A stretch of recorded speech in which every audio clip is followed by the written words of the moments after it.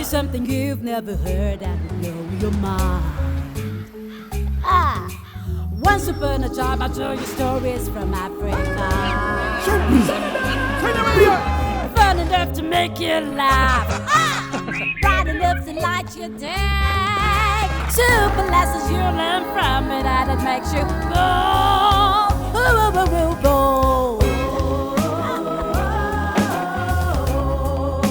I am Grandma Wura. I am Grandma Wura.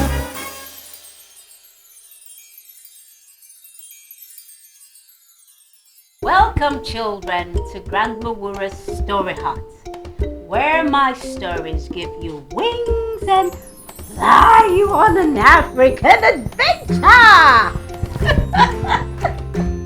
Today's story is titled White Soup. Grandma Wura, please, what is white soup? Ah, good question. What is white soup? Okay, so because today's story is situated in the eastern part of Nigeria, where the Igbo people call their white soup ofe nsala. You want to say that again? Ofe nsala. Fantastic. Yes, ofe nsala, white soup. Once upon a time, in the eastern part of Nigeria, lived a boy called Nonso. Now, Nonso lived in a family home where his aunties, uncles, everybody, his grandmother, they all lived together in that same compound. And one day, his grandmother said, Nonso, I'm going to teach you how to make white soup. I'm preparing some soup for the king. But while I'm doing that, I'm going to teach you how to make white soup.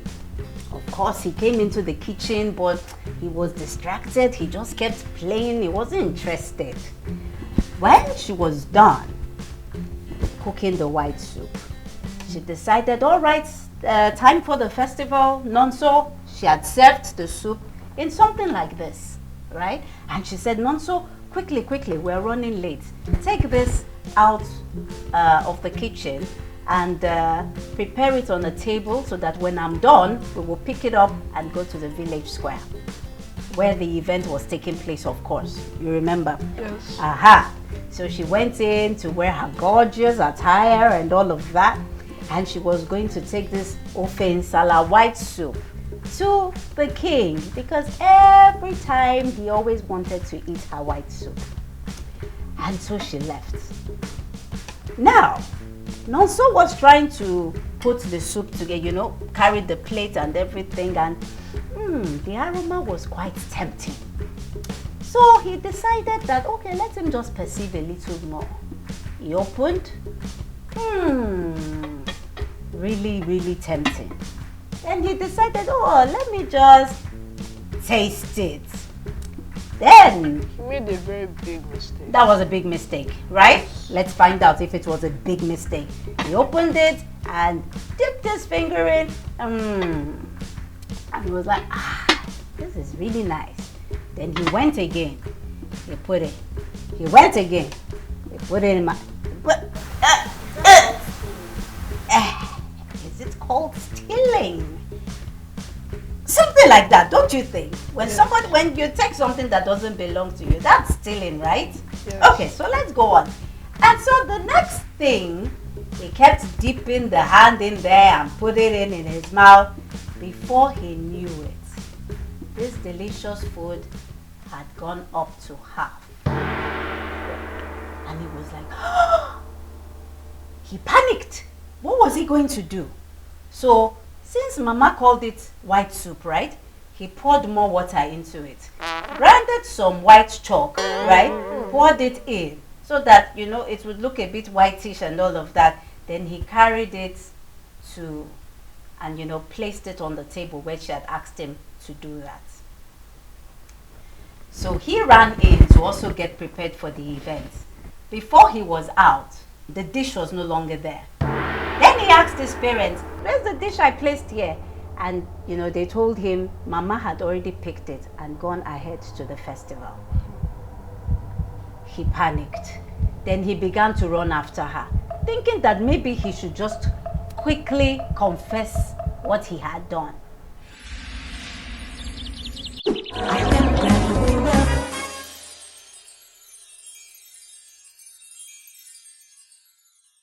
By the time he got to the village square,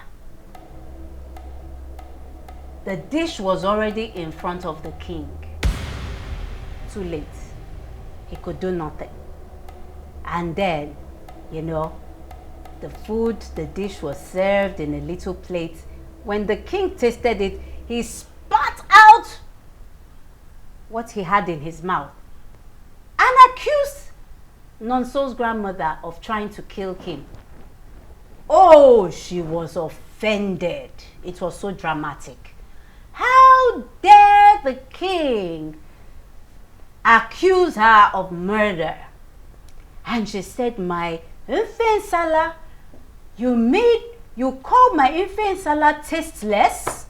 What? My finger-licking white soup? And she went on and on. By this time, the guards of the king had carried her out of the event.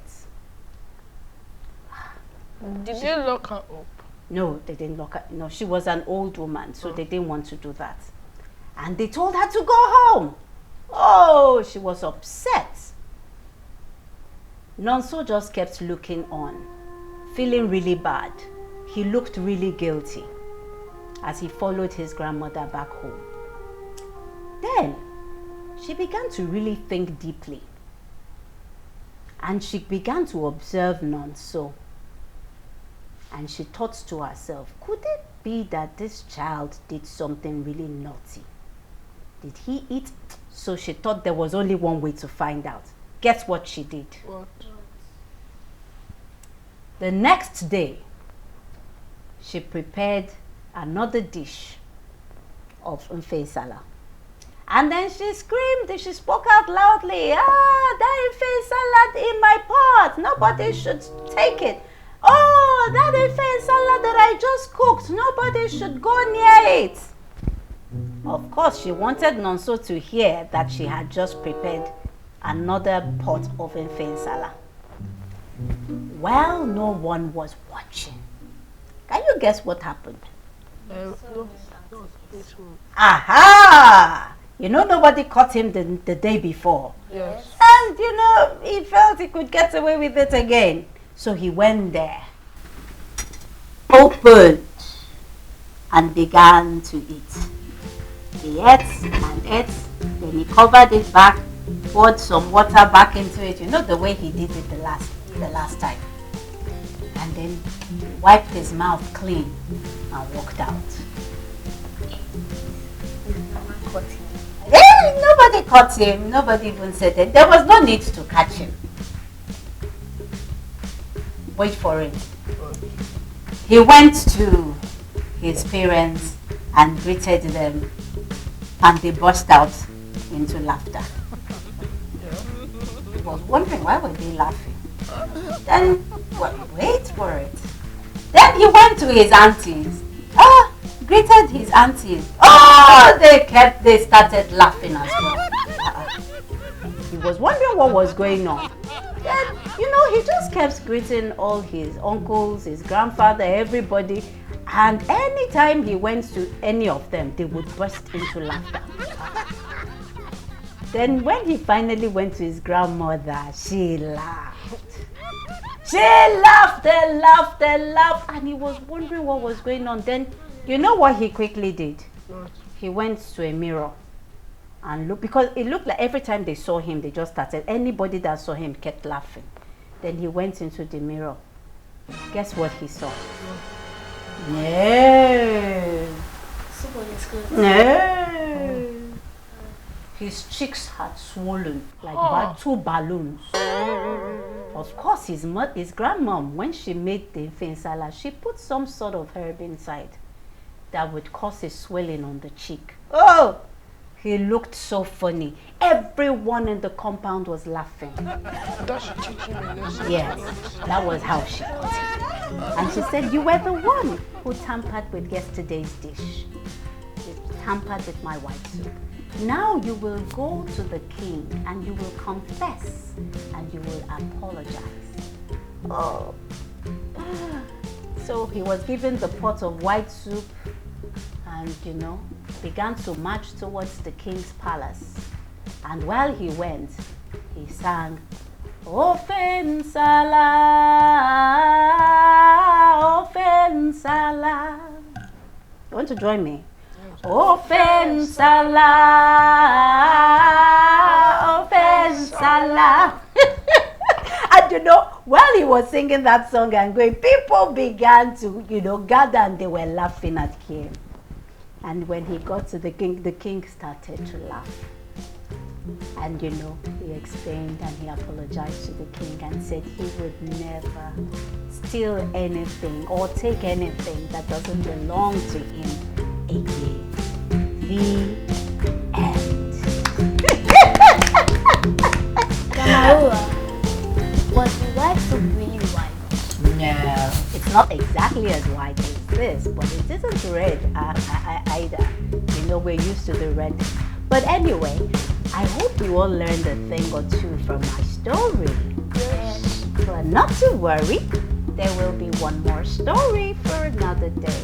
Until we come your way again on the Grandma Wura's Story Heart. This is Grandma Wura, Nosa, and Jaina saying bye-bye. Now, folks, tell me what you learned from that story. And then traditional life. And then that it's not good to steal other people's stuff without their permission. Yes, you do not take other people's things without telling them about it and them giving you the permission to go ahead. Fantastic! Great talking with you tonight. You too. All right, thank you.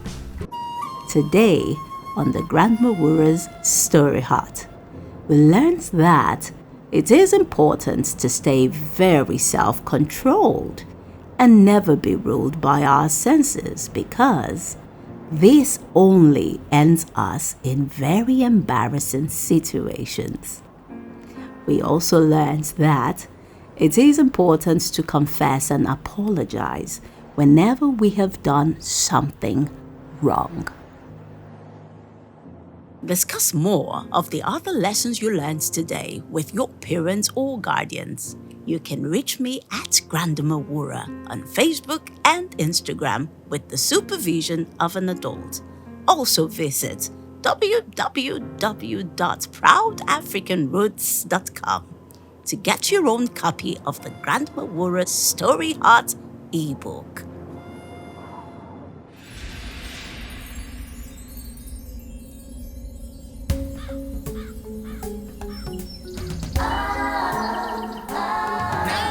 Tell you something you've never heard and blow your mind. Once upon a time, I tell you stories from Africa. Fun enough to make you laugh. Bright enough to light your day. Super lessons you learn from it, and it makes you go.